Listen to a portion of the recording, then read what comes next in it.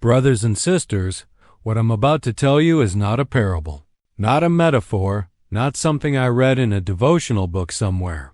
This is my testimony, lived with these eyes, experienced with this heart that now beats for Jesus Christ, but once beat only for myself. And I swear to you by the precious blood of the Lamb that every single word you're about to hear is the absolute truth. If this video found you today, it wasn't by chance.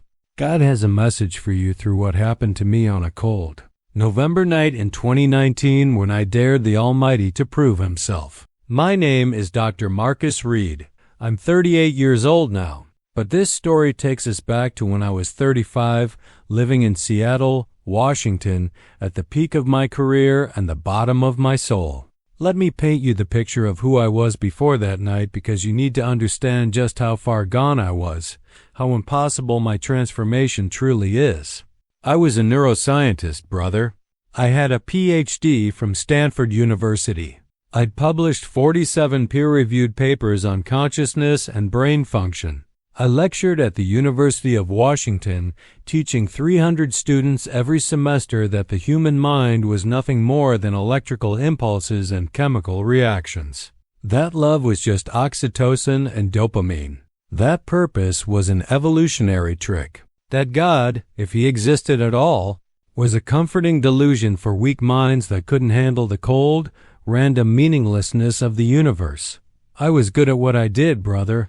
So good at dismantling faith with logic and science that I had students come into my classes as believers and leave as atheists.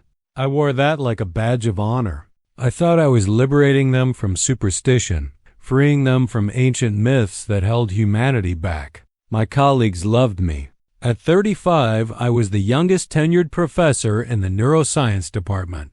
I had a corner office overlooking Lake Washington, a salary that put me in the top 5% of earners. I lived in a luxury condo in downtown Seattle, drove a Tesla Model S, dated whoever I wanted. By every worldly measure, I had made it. But here's what nobody knew, sister. Here's what I hid behind the designer clothes and confident lectures. I was the most miserable man in Seattle. Every morning I woke up in my expensive bed and felt absolutely nothing. No joy, no purpose. Just the grinding awareness that I would get up, go to work, do meaningless tasks, and repeat it tomorrow until I died and ceased to exist. I'd been on antidepressants for 3 years. My doctor kept increasing the dosage, but nothing helped. How could it? If I was right about the universe, if we were just accidents in a cold, indifferent cosmos, then depression wasn't a disease. It was the only rational response to existence. The night that changed everything was November 14th, 2019. It was a Thursday. I just finished teaching my evening seminar on the neuroscience of religious experience, where I'd spent 2 hours explaining to students how prayer was just self-hypnosis and religious experiences were misfiring neurons. I came home around 9:30 p.m. to my empty condo. It had been raining all day, that gray Seattle drizzle that seeps into your bones. I poured myself 3 fingers of whiskey, not my first drink of the night, and stood at my floor-to-ceiling windows looking out at the city lights reflecting off the wet streets below. Standing there in that moment, I felt a despair so deep it was like drowning in darkness. I was 35 years old. I had achieved everything I'd set out to achieve, and it meant absolutely nothing. I had spent my entire adult life convincing people that life had no ultimate meaning, and I had convinced myself so thoroughly that I couldn't find a reason to keep living. I walked to my kitchen and opened the drawer where I kept the pills. I'd been stockpiling them for weeks, taking extra prescriptions, filling them at different pharmacies. I poured them out on my marble countertop. 127 pills, more than enough. But before I took them, I don't know why, but I felt this strange impulse. Maybe it was the whiskey. Maybe it was one last desperate gasp of hope. But I found myself speaking out loud to the empty apartment. God, I said, my voice dripping with sarcasm and desperation mixed together. If you're real, if you actually exist, then prove it. I'm a scientist. I deal in evidence.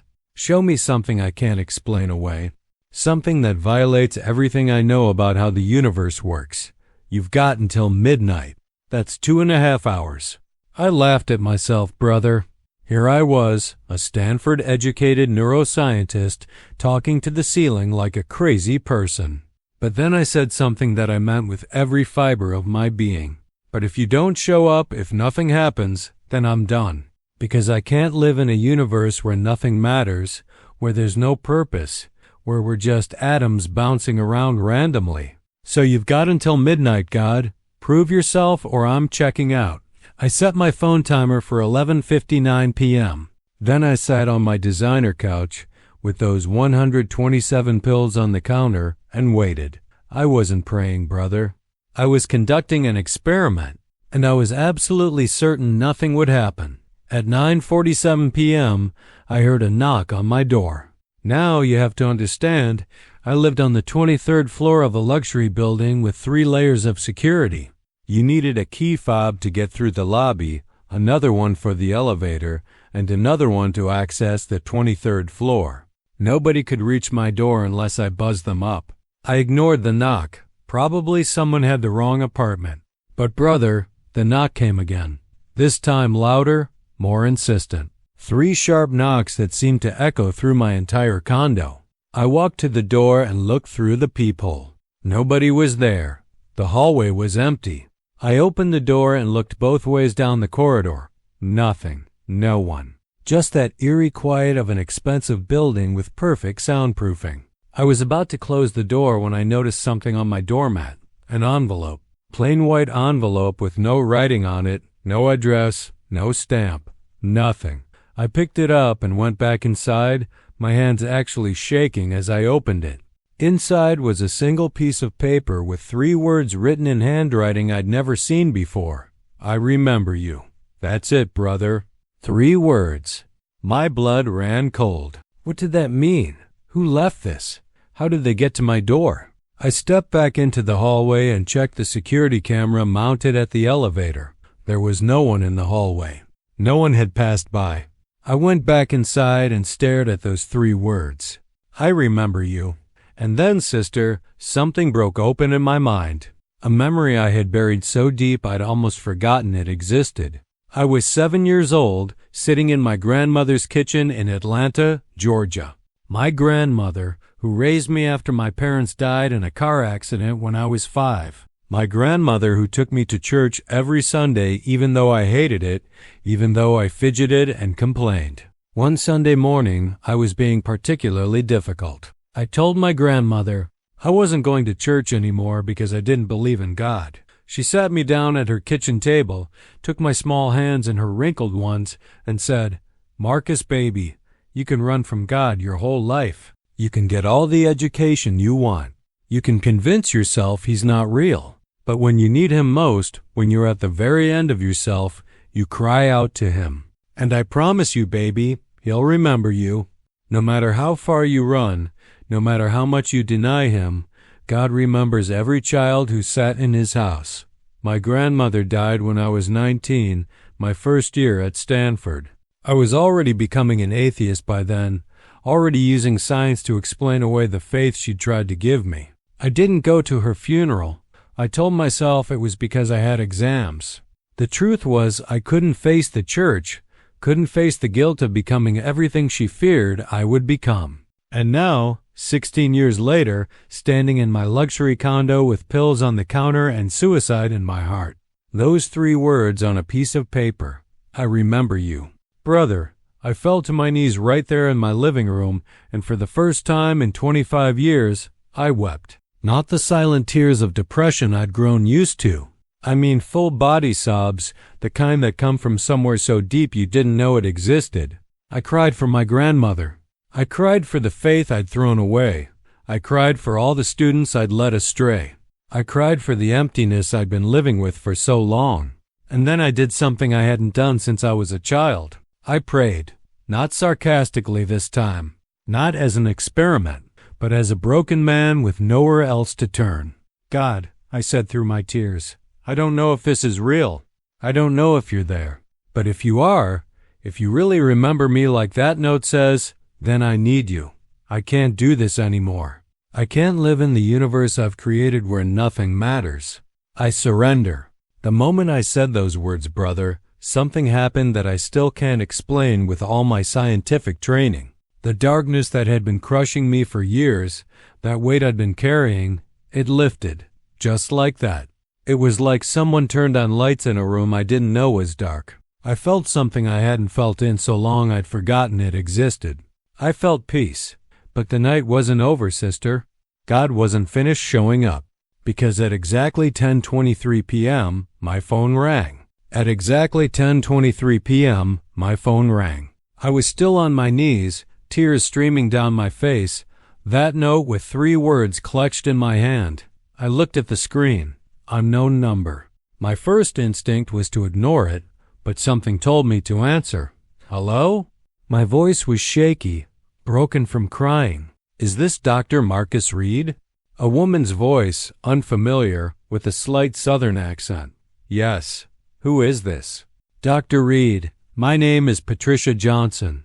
You don't know me, but I knew your grandmother, Sarah Reed. Brother, my heart stopped. My grandmother's name was Sarah, but she'd been dead for 16 years.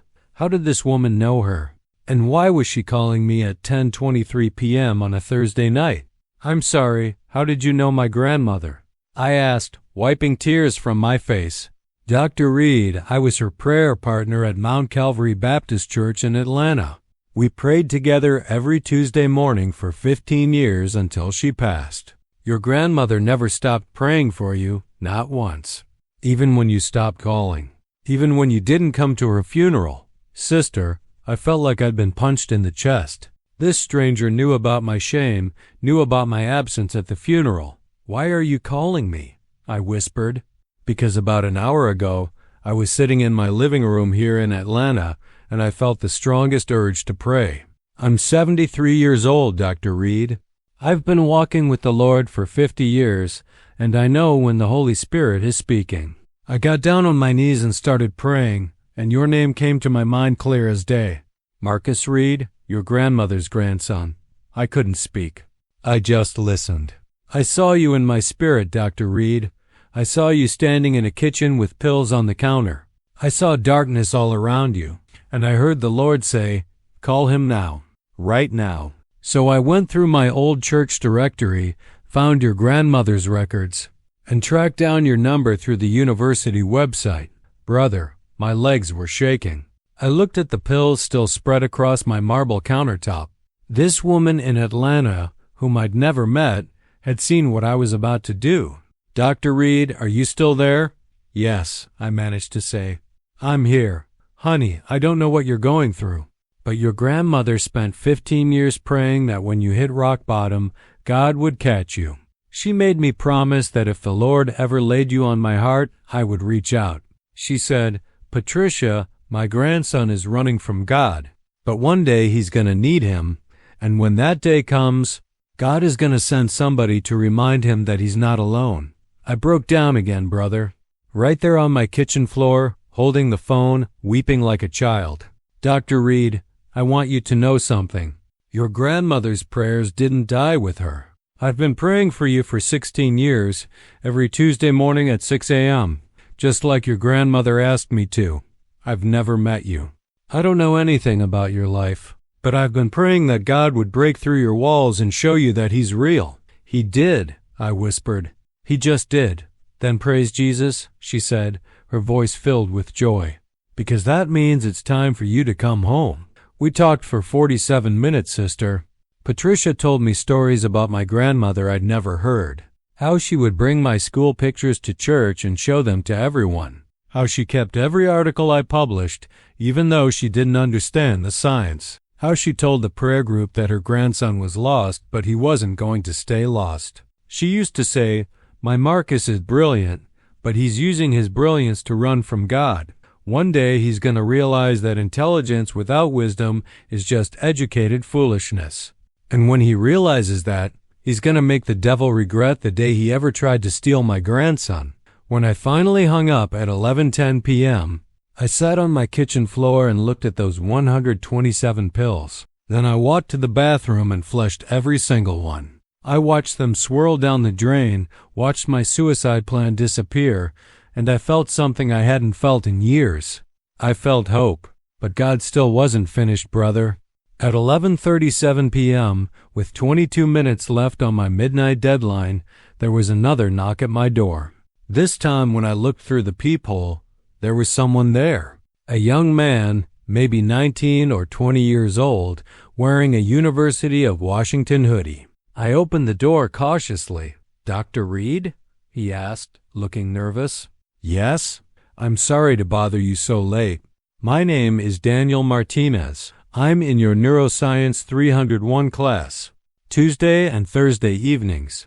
I recognized him then. Quiet kid, sat in the back row, never asked questions. "Daniel, how did you get up here? How do you know where I live?" "I followed you home one day," he admitted, looking ashamed. "A few weeks ago. I'm sorry, that sounds creepy. But I needed to know where you lived because I've been trying to work up the courage to talk to you for months." "About what?" He looked down at his hands.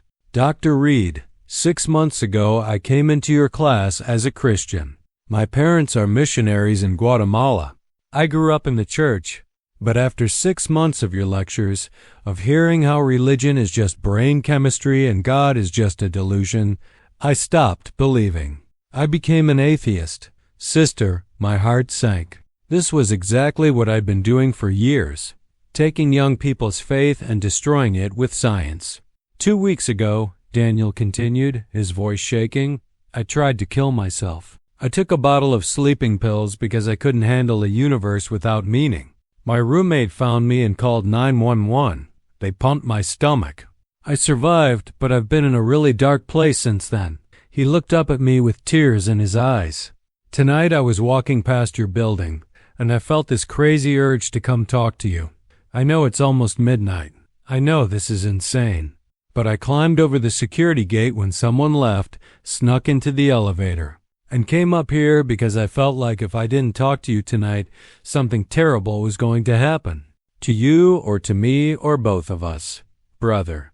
I stood there in my doorway looking at this 19-year-old kid who had lost his faith because of me, who had tried to take his life just like I was about to take mine, and I understood.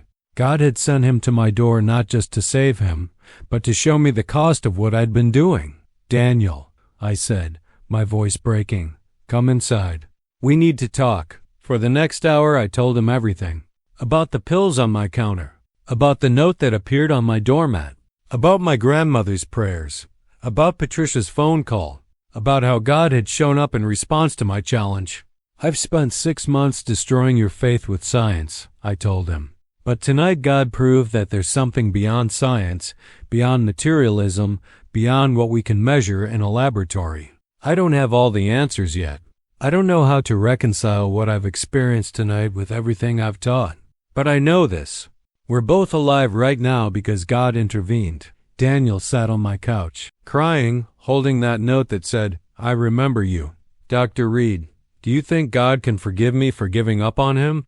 "Daniel, I think the fact that you're sitting here right now instead of me being in a morgue is proof that God never gave up on you." At 12:47 a.m., past my midnight deadline, Daniel and I prayed together. 2 former atheists, one who had taught godlessness and one who had learned it, kneeling in a luxury condo asking Jesus Christ to come into our lives. When Daniel left at 1:30 a.m., I stood at my window looking out at Seattle. The rain had stopped. The city lights seemed different somehow, brighter, more purposeful. I thought about the impossible chain of events. The note that appeared with no sender. Patricia calling at the exact right moment. Daniel showing up at my door. Every single thing precisely timed, precisely orchestrated. Brother, I'm a scientist. I understand probability. I understand statistics. And I'm telling you, what happened that night was statistically impossible. The odds of all those events lining up perfectly were astronomically small. Unless someone was orchestrating them. Unless God was real and active and answering a desperate man's challenge. I didn't sleep that night, sister. I sat at my desk and started reading the Bible for the first time since I was a child. I started with the Gospel of John. In the beginning was the Word, and the Word was with God, and the Word was God. Words I dismissed as mythology suddenly felt alive, urgent, true.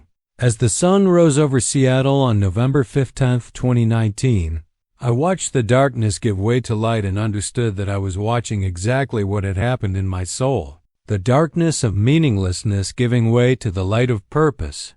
The following Tuesday, November 19, 2019, I walked into that lecture hall where I'd spent 6 years teaching students that God was a delusion. 300 students sat waiting for another lesson in materialism, another lecture dismantling faith. But I was a different man than the one who had taught them 4 days earlier.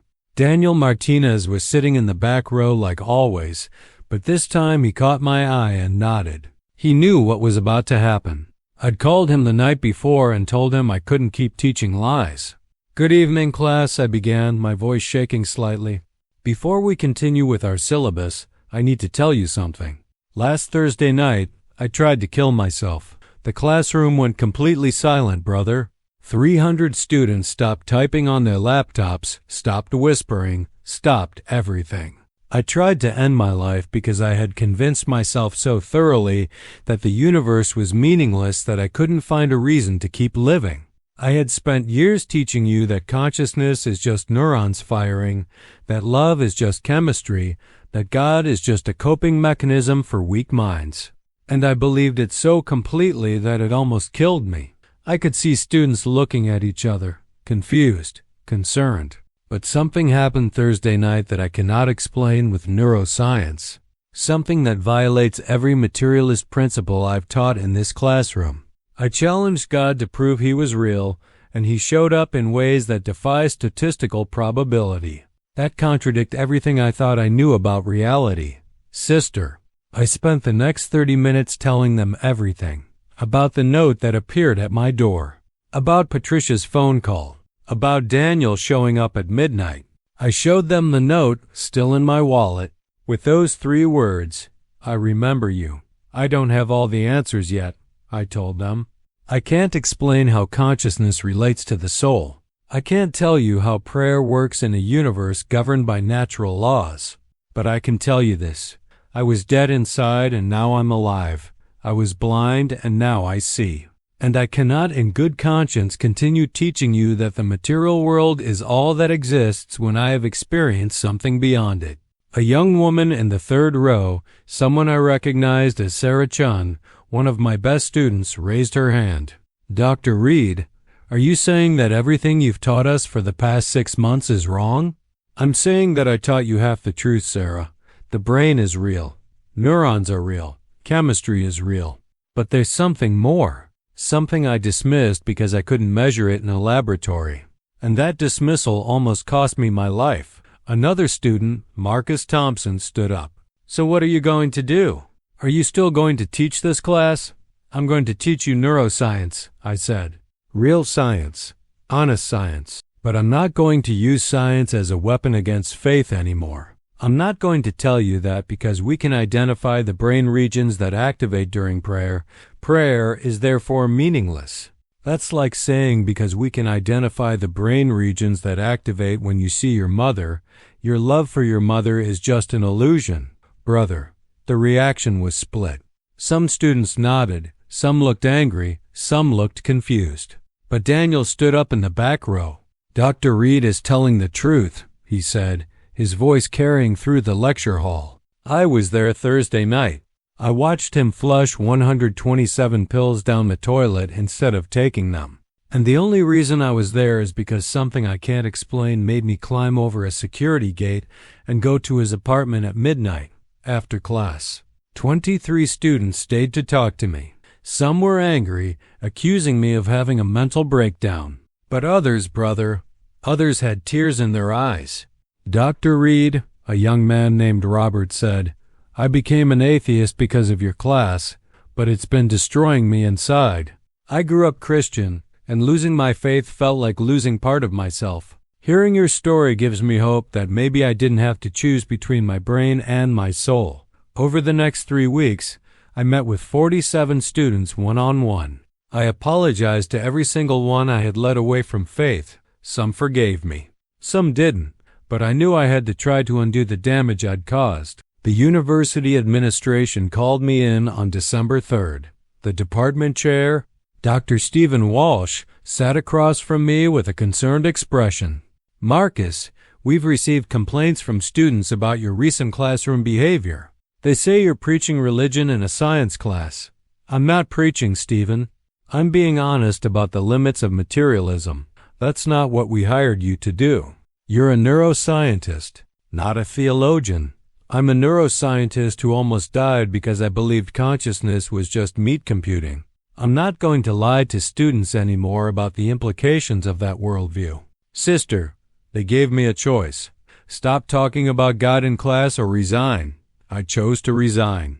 On December 20th, 2019, I walked out of the University of Washington for the last time. I lost my salary, my reputation, my career.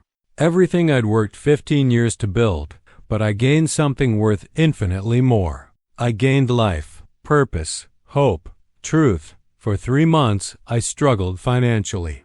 My savings ran out. I couldn't find work in academia because word had spread that I'd had a religious breakdown. I was living off unemployment, selling my furniture, wondering if I'd made a terrible mistake. Then in March 2020, right before the pandemic hit, I got a call from a small Christian college in Tacoma, Northwest Bible College. They'd heard my story through Patricia, my grandmother's prayer partner, who had connections in Christian education circles. "Dr. Reed, we want to start a program in neuroscience and faith. We want someone who understands both the science and the limits of science. Would you be interested in building a program from scratch?" Brother, I took that job at a fraction of my previous salary, but it was the best decision I ever made. Today, 5 years later, I direct the Institute for Neuroscience and Theology at Northwest Bible College. We have 150 students studying how the brain works without dismissing the soul. We publish research on consciousness that takes both materialism and spirituality seriously. Daniel Martinez? He's one of my graduate students now, studying the neuroscience of prayer and meditation. He reconnected with his faith and brought 12 other students back to Christ through his testimony. Patricia Johnson, my grandmother's prayer partner, she's 78 years old now, still praying every Tuesday morning at 6 a.m. We talk every week. She's become like a second grandmother to me. And that note that appeared at my door? I still have it framed in my office. "I remember you." 3 words that saved my life and changed my eternity. But here's what moves me most, sister. In the 5 years since that November night, 284 people have given their lives to Christ after hearing my testimony. Students, professors, scientists, atheists who were exactly where I was, standing at the edge of despair because materialism had stolen their hope. I speak at churches, at conferences, at universities. Everywhere I go, I tell them, I was the man who taught that God was a delusion, but God proved himself real in ways I couldn't deny, couldn't explain away, couldn't reduce to brain chemistry. Brother, sister, if this testimony has reached you today, maybe you're where I was. Maybe you've convinced yourself that this material world is all there is, and that conviction is crushing you. Maybe you're a student in a classroom being told that your faith is incompatible with science. Maybe you're standing in your own kitchen with your own pills, wondering if life is worth living in a meaningless universe. I'm here to tell you, challenge God, give him a deadline, ask him to prove himself. He showed up for a broken neuroscientist at 9:47 p.m. on a Thursday night. He'll show up for you. Your miracle might not look like mine. He might not send a note to your door. But he will answer, because God remembers you no matter how far you've run, no matter how much you've denied him, no matter how lost you think you are. Pray with me right now. Father God, I come to you like Dr. Marcus Reed came to you that November night, broken, desperate, at the end of myself. I've tried to live without you, and it's destroying me. Prove yourself real in my life. Show up in ways I can't deny. Give me the faith to believe even when my mind says it's impossible. In Jesus' name, amen. If this testimony touched your heart, Share it with someone who needs to hear that God is real and active and still in the miracle business. Comment below with your own story of how God showed up when you challenged Him. Subscribe for more testimonies of God's supernatural intervention in impossible circumstances. Remember, brother, sister, your story isn't over yet. God remembers you, and He's about to show up in ways that will change everything. God bless you and keep you in Jesus' mighty name.